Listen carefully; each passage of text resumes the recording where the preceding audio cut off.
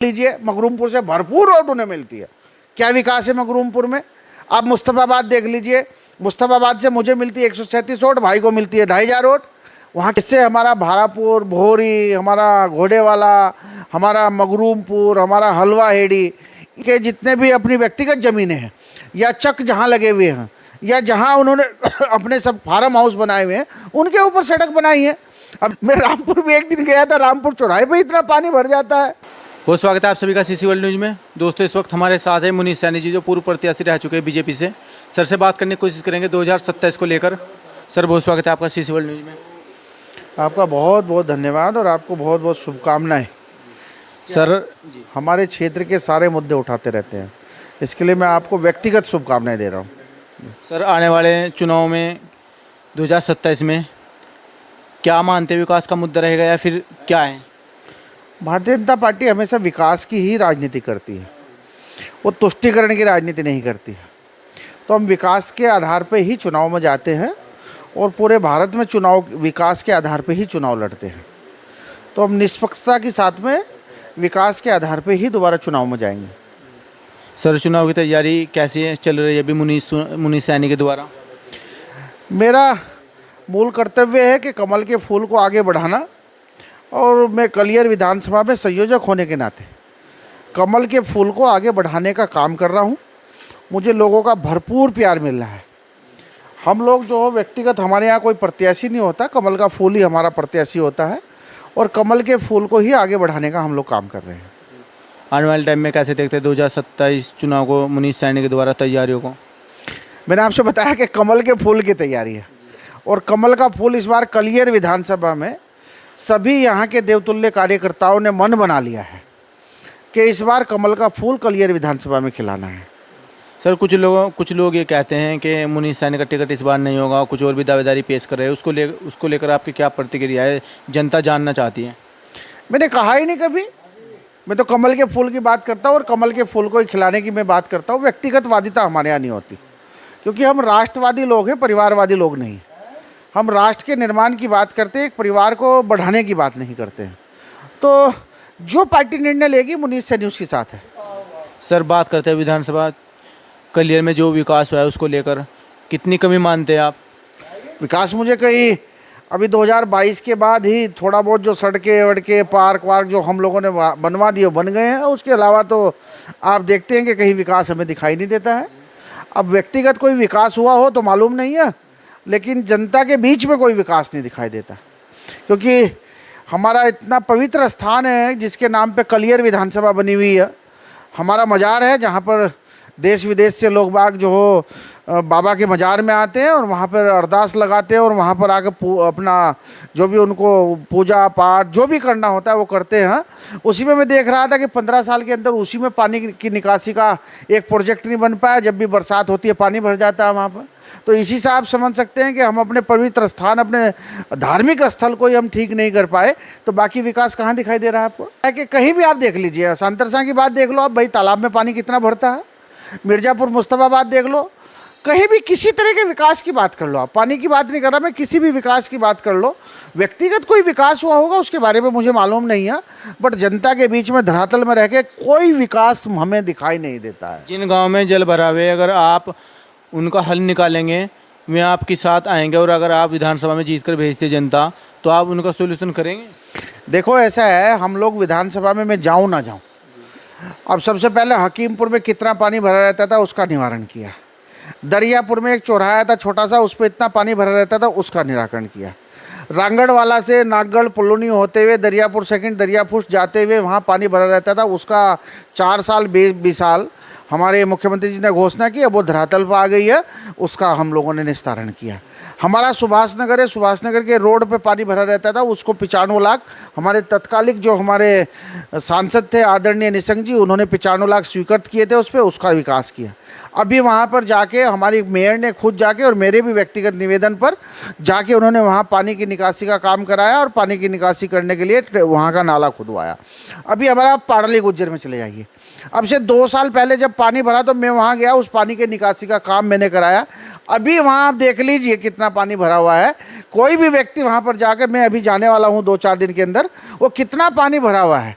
और क्या कर रहे हैं कि हमारी गंगा जी में जाके पानी डाल रहे हैं, उसको दूषित कर रहे हैं। जबकि जब मैं गया पहली बार जाके, हमने लोगों को बचाने के लिए हर किसी भी तरह संभव बात करी, और हमारे मौके पे ही वहीं पे हमारे उपजिलाधिकारी पहुंचे और उन्होंने उस पानी को निकलवाने का काम किया। वो लोग, दूसरे लोग तुष्टीकरण की राजनीति करके कलियर में विधानसभा से वोट प्राप्त करने का काम करते हैं। विकास आप देख लीजिए, विकास कहीं दिखाई देता है कि? अभी आपके भाई ने पूछा, मगरूमपुर देख लीजिए, मगरूमपुर से भरपूर वोट उन्हें मिलती है। क्या विकास है मगरूमपुर में? आप मुस्तफ़ाबाद देख लीजिए, मुस्तफ़ाबाद से मुझे मिलती है 137 वोट, भाई को मिलती है 2500 वोट। वहाँ क्या विकास है?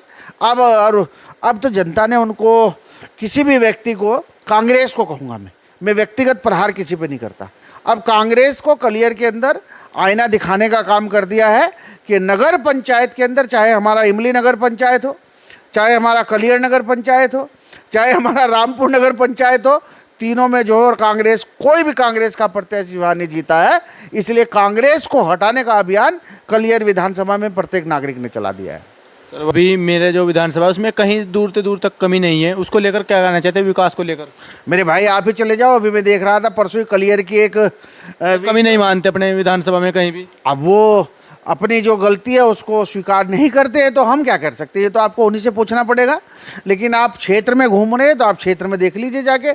अभी मैं कल एक इमली की वीडियो देख रहा था, उससे पहले मेवड़ नागल की वीडियो देख रहा था, उससे पहले मेवड़ कला की वीडियो देख रहा था, उससे पहले जो मैं एक दिन वहाँ आसपास की ऐसे ही वीडियो देख रहा था, ऐसे ही मैं पाटली गुज्जर की वीडियो देख रहा था।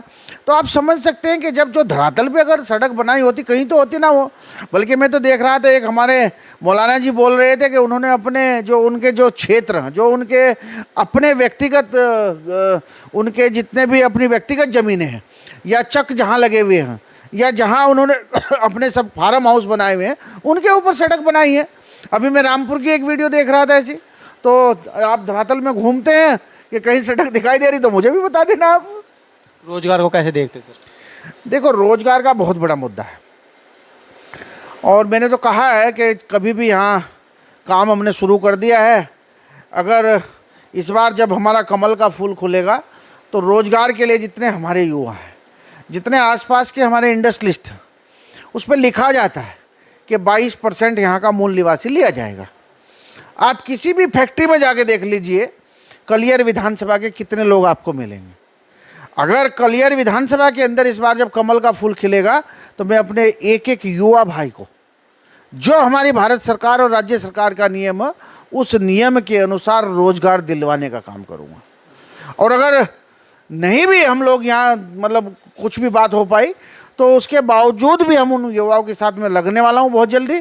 अभी आप देख लीजिए कि पलोनी गांव पड़ता है, 61 एक बार में उनकी 3 साल से फाइल लंबित थी।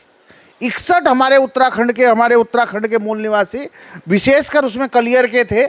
एक अनित भाई था, वो मेरे पास एक एप्लीकेशन लेकर आया, जो सैनिटरी इंस्पेक्टर होते हैं।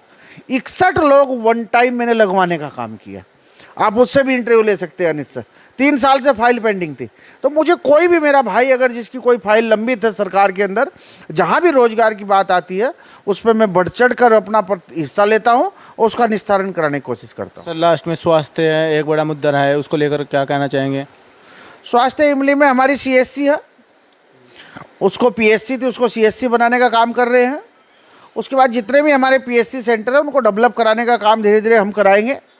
और स्वास्थ्य विभाग के अंदर जितने भी हमारे, वैसे तो हमारी भारत सरकार और राज्य सरकार ने मिलके हमें हरिद्वार के, क्योंकि प्रशासनिक ज़िला है हरिद्वार, इतना बड़ा मेडिकल कॉलेज हम लोगों को दे दिया है स्वास्थ्य की दृष्टि से, कि जहाँ पर एम्स के बराबर हमारा मेडिकल कॉलेज हो।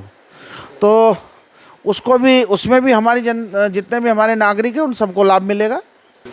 सर वहाँ पे एक मिर्ज़ापुर मुस्तफ़ाबाद में एक पिचिंग लगवाए थे विधायक जी ने, लेकिन उसकी जो लिमिट थी ऊपर को लेकर, ऊपर लगभग 4-5 फीट है वो, लेकिन जो ढैंग है वहाँ पर किनारा है जो वो, लेकिन वो 10 फीट है। जब नदी आती है तो वो पिचिंग के ऊपर से पानी निकल जाता है, तो लोगों की फसल मर जाती है, उसमें नुकसान हो जाता है, तो और गांव में पानी चला जाता है। तो उसको लेकर क्या तरह क्या हुआ? और 3 बार विधायक है उन्होंने। अब आप खुद ही बोल रहे क्या विकास हुआ है, मेरे को बोलने की आवश्यकता नहीं पड़ रही, लेकिन मैंने उसका समीक्षा की है। ये हमारा जो सहदेवपुर की साइड रोड जाता है, वहाँ पर एक अच्छी बहुत मजबूत पिचिंग की आवश्यकता है, जिससे हमारा भारापुर, भोरी, हमारा घोड़ेवाला, हमारा मगरूमपुर, हमारा हलवा हेड़ी, ये जितने भी हमारे किसान हैं, लगभग ये 2 से 2,500 बीघे का हमारा रकबा है। इस पूरे रकबे में जो फसल मरने का काम होता है, जो हमारा जब भी बाढ़ आती है तो उससे तभी समाधान उसका होगा, क्योंकि हमने अपने वर्तमान जो हमारे सांसद हैं आदरणीय त्रिवेंद्र सिंह रावत जी, उनसे हमने निवेदन कर लिया है। बीच में उसका कुछ व्यक्तिगत लोगों ने करके पिचिंग भी बना ली थी, और मुझे लगता है कि आने वाले 1-2 साल के अंदर उसका समाधान करेंगे। सर तो वो पिचिंग बनवाई गई है लेकिन उसकी हाइट कम है, और इस पर आपका क्या तरीका है ताकि वो पिचिंग? मैंने बताया ना आपसे कि वो हमारा जो सहदेवपुर की साइड रोड जा रहा है वहाँ पे एक पिचिंग बननी चाहिए। जब वो पिचिंग बनेगी तो हमारा भारापुर, घोड़ेवाला, मगरूमपुर, रतनपुर, हलवा एडी, जितने भी हमारे गांव आते हैं, इन सब के अंदर जो जितना भी हमारी फसलों का नुकसान होता है, अगर वो पिचिंग बन जाती है तो सबका नुकसान बंद हो जाएगा। और जो उन्होंने बनाई या नहीं बनाई, मैंने नहीं देखी है वो, तो उसका अगर वो छोटी है तो उसका बड़ा कराने का काम करें यार। वो तो वर्तमान में विधायक अपना बजट दे दें वहाँ पे। भाई किसान को, वो कहते हैं किसान के लिए हम लोग काम करते हैं, बहुत सारे बैनर में देखता हूँ, बहुत सारे स्टिकर फेसबुक पर देखता हूँ। अगर किसानों की फसल उनके राज में मर रही है, भाई विधायक तो मालिक है, अगर उनके राज में किसानों की फसल मर रही है तो उनको खुद ही देखना चाहिए उस बात को। वो तो मैं रामपुर भी एक दिन गया था, रामपुर चौराहे पे इतना पानी भर जाता है कि वहाँ जाने की व्यवस्था नहीं है। तो इसीलिए विकास की तो बात हम करना एक हमारे लिए अतिशोक्ति होगी।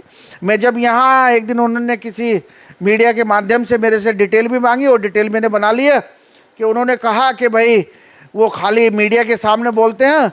मैंने 20 से 22 सड़कें यहाँ दी है, अब वो सड़कों की डिटेल पूरी बना ली है। जिस दिन दोनों भाइयों का बैठना होगा, भाई है बड़े हो, भाई मेरे से उम्र में बड़े हैं और हम जो अनुशासित लोग हैं, तो जिस दिन बैठना होगा उसमें उनको स्लिप दे दूंगा।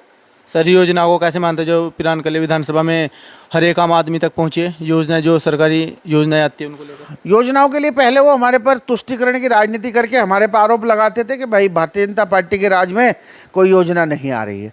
उन्होंने खुद ही मीडिया बंधु के सामने आके बोला, कलियर के अंदर एक ही योजना के 49 करोड़ रुपए भारतीय जनता पार्टी ने स्वीकृत किए हैं, जो कलियर नगर पंचायत के लिए दिए हैं। उन्होंने खुद ही बोला वो।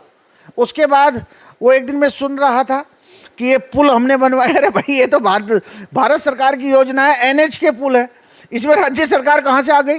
अब मान लीजिए जो एनएच हमारा निकला, बाईपास निकल रहा है, ये तो एनएच है हमारा, इसमें राज्य सरकार का तो कोई बात है नहीं, तो उसमें विधायक जी की बात कहाँ से आ जाएगी? वो तो एनएच का काम है, एनएच कर रही है। तो जितनी भी योजनाएं हैं, और हम लोग तुष्टिकरण की राजनीति नहीं करते।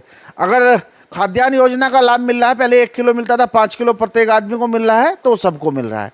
अभी मैं देख रहा था एक दिन कि शौचालयों की बात आई, लगभग बहुत भारी मात्रा में कलियर के अंदर शौचालय बनाएंगे। अभी प्रधानमंत्री आवास योजना की बात है। प्रधानमंत्री आवास योजना प्रत्येक व्यक्ति को मिली, शकल पे देख के थोड़ा ही मिल रही है वो कि भाई ये मुस्लिम है या हिंदू है, वो सभी को मिल रही है। उसके बावजूद आप देख लीजिए कि जितना हमारे यहाँ आयुष्मान कार्ड की योजना है, वो बताओ सब लोग उसका लाभ ले रहे हैं, तो कैसे नहीं लाभ लेंगे? और मैं तो आपके माध्यम से एक बात और भी उनको कहना चाहता हूँ। मैंने एक दिन सुना उनकी बहुत सारी बातें मीडिया के माध्यम से। हम लोग तुष्टिकरण की राजनीति नहीं करते। अगर तुष्टिकरण की राजनीति करते तो जितने हमारे राशन डीलर हैं उनको भी परिवर्तन करा सकते थे। क्यों?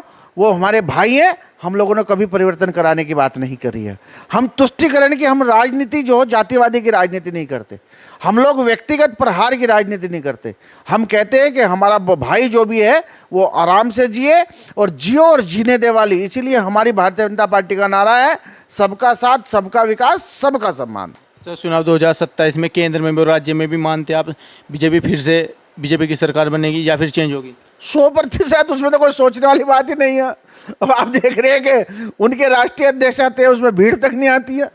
तो जब राष्ट्रीय अध्यक्ष आ रहे, और मुझे तो बड़ी अतिशोक्ति हुई, वो कहते हैं कि गंगा में स्नान करके पाप नहीं धुलते हैं। तो इसी से समझ सकते हैं कि वो हम लोगों को क्या संदेश देना चाह रहे हैं। गंगा हमारी माँ है, गंगा को हम पूजते हैं, गंगा हमारे लिए आदर्श है, लाखों करोड़ों लोगों की आस्था है वो। उसमें स्नान करने के लिए तो लोग बाग पहले तो हम कहा करते थे, जैसे मुस्लिम समाज में हज करने के लिए जब आदमी जाता है तो कहता है कि वहाँ जाके सब कुछ हमारा दुआ करके बराबर हो जाएगा। ऐसे ही हम लोग गंगा स्नान करने पहले जाया करते थे कुंभ में, कि गंगा में स्नान करने के बावजूद हमारा सब कुछ पवित्र हो जाएगा, क्योंकि वो पवित्र जल है, गंगा माँ का जल है वो भाई। तो उसी से आप समझ सकते हैं कि उनकी भारत के प्रति क्या सोच है, भारत के प्रति क्या सोचे। वो लोगों को बांटने की बात करते हैं, वो सब जगह तुष्टिकरण की राजनीति की बात करते हैं। तो हम लोग सबका साथ, सबका विकास, सबके सम्मान की बात करते हैं। और 2027 और 2029 में कहीं भाजपा जाने वाली नहीं। ये थे